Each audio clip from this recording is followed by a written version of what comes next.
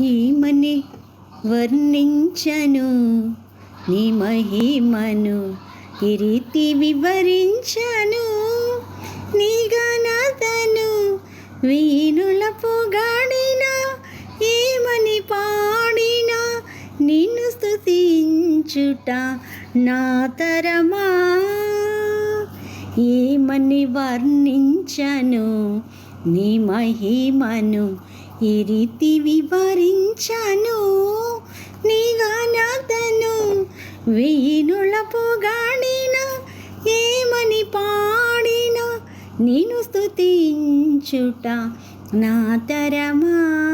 ఎవరి తరము? ఆయన్ని స్తుతించుట. అందరూ కూడా స్తుతిస్తున్నారా? దేవుని ఆరాధిస్తున్నారా? ఘనపరుస్తున్నారా? మహిమపరుస్తున్నారా? దేవుడు మనందరిని దీవించునుగాక. ఎలా ఉన్నారండి? ఇంటికాడ అందరూ బాగున్నారా? ఇంటికి ఫోన్ చేస్తున్నారా? కడుపు నిండా భోజనం చేస్తున్నారా? ఏమి ఆలోచిస్తున్నారు? ఏమనుకుంటున్నారు? అసలు ఏంటి విషయము? నేనైతే బాగున్నాను. దేవుని మహాకృప మీ అందరి ప్రార్థన బట్టి. మీరు ఎలా ఉన్నారు? మీ ఆరోగ్యం ఎలా ఉంది? నో టెన్షన్, బీ హ్యాపీ అండి. అందరూ హ్యాపీగా ఉండాలి, చక్కగా ఉండాలి, ప్రార్థించుకోవాలి, బైబిల్ చదువుకోవాలి. పరమాదేవుడు మన పక్షాన ఉండగా మనకేమి కొదువా? నరుడు ఏమి చేయగలరు అంటున్నారు అయ్యగారు కదా.